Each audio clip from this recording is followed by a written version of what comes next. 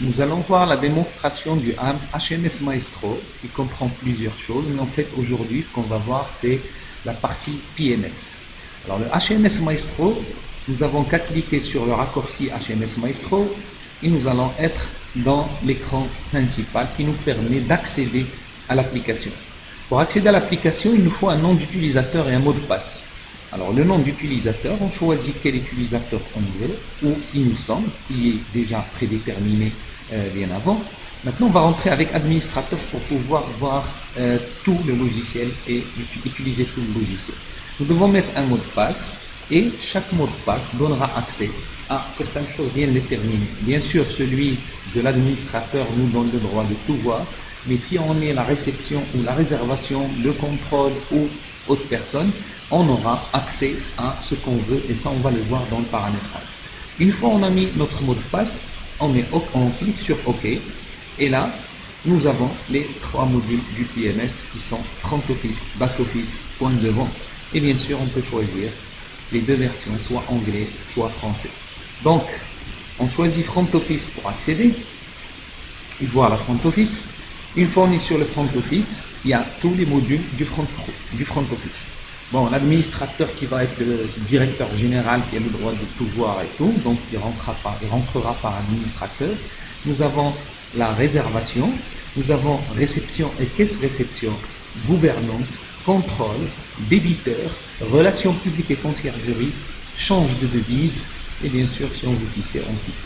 Maintenant, on va accéder via administrateur, comme ça on aura l'occasion de voir tout ce que peuvent faire ces gens-là. On clique dessus et on est sur le PMS Maestro.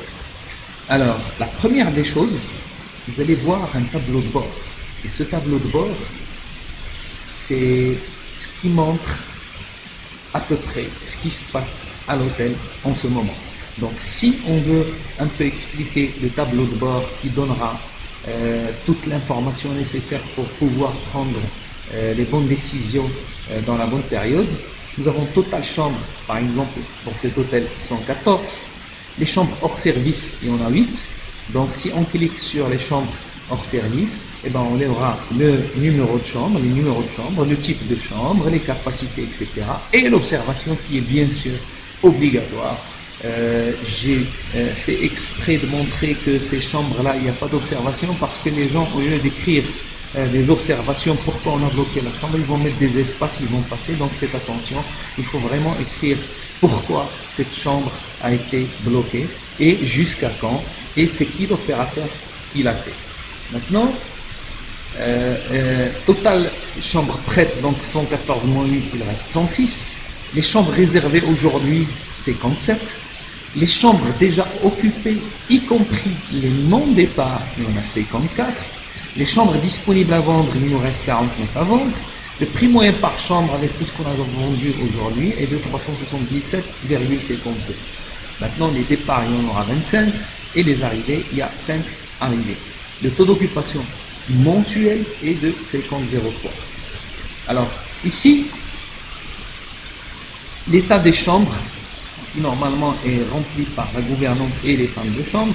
Alors jusqu'à maintenant, il y a encore 55 chambres sales, il y a une seule propre et c'est des chambres occupées.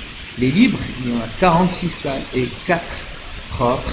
Donc nous sommes le matin et les femmes de chambre n'ont pas encore terminé leur travail. Maintenant, si quelqu'un arrive en ce moment, nous on veut faire le check-in, on n'a qu'à cliquer sur les chambres propres, il nous donnera les chambres propres qu'on pourra affecter et qui sont libres, propres et prêtes à être données, sans problème. Maintenant, les arrivées. Alors, les arrivées, jusqu'à maintenant, nous avons reçu que 20% des arrivées, donc sur les 5, donc peut-être une arrivée, et là, on peut cliquer ici et on aura pour aujourd'hui les arrivées du jour et les arrivées no check-in. Si on clique ici, on aura les arrivées qui ne sont pas encore en check-in. Maintenant, si on ne clique pas, on aura tous les arrivées du jour. Et bien sûr, le numéro de dossier, le code, le nom du groupe, l'arrangement, le nombre de chambres, fax, date d'arrivée, date de départ, observation, comme celui-là, accord, monsieur CID.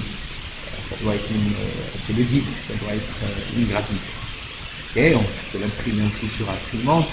mais je sors d'ici. Si je veux voir les départs, je n'ai qu'à cliquer sur les départs du jour, et ben voilà toutes les chambres qui sont en départ avec leur nom, le numéro de dossier et leur arrangement de demi-fonction.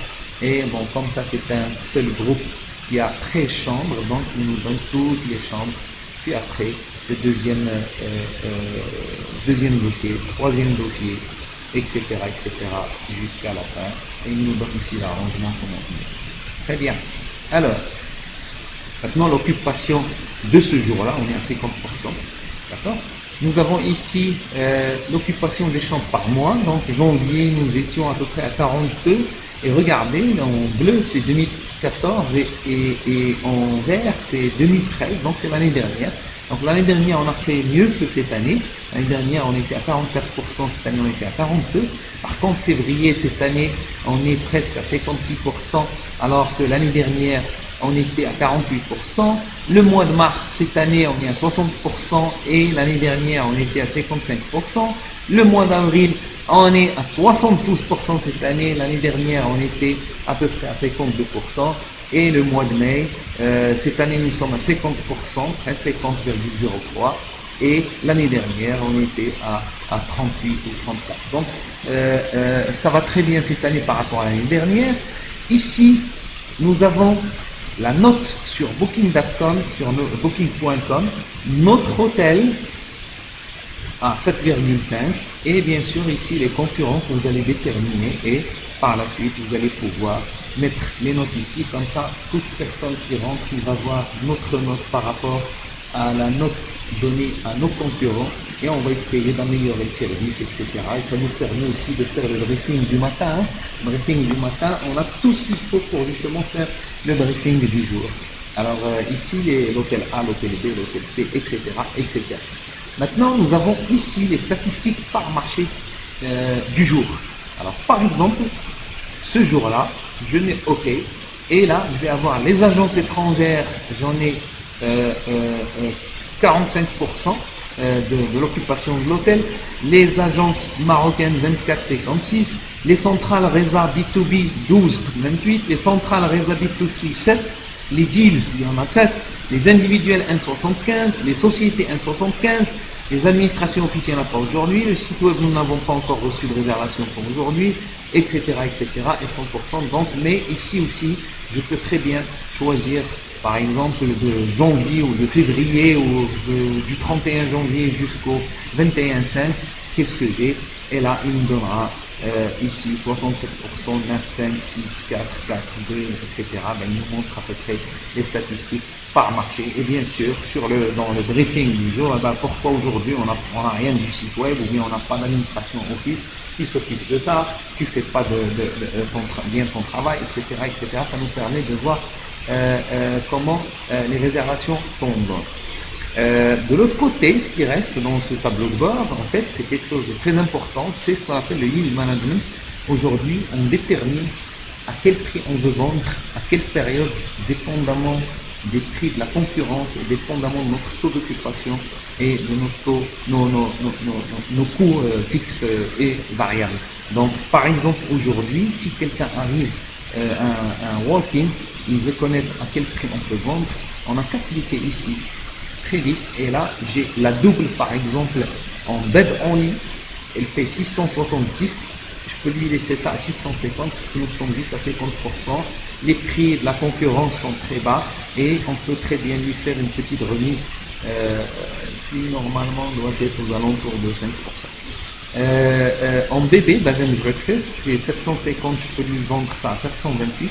Et dépendamment des heures, hein, s'il arrive à 4 heures de l'après-midi, les prix vont changer parce que, dépendamment des règles que j'ai insérées, qu'on verra par la suite. Donc, ceci, on va l'expliquer encore mieux plus tard quand on arrivera au yield management. Et ça, c'est le tableau de bord. Mais la première des choses à faire pour justement travailler avec cette application, c'est justement le paramétrage.